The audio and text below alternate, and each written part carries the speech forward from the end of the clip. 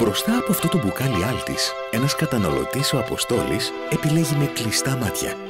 Γιατί πίσω από αυτό το μπουκάλι βρίσκεται ένας Έλληνας παραγωγός, ο Δημήτρης, που άνοιξε τα δικά του μάτια από τις 5 το πρωί, περιμένοντας τον άνθρωπο του άλτης για να του δώσει ό,τι καλύτερο έβγαλαν φέτος τα δέντρα του. Για τη διατροφή μας νοιάζει τι βρίσκεται πίσω από την ετικέτα. Γι' αυτό, μέχρι την τελευταία σταγόνα, μας νοιάζει να είναι άλτης.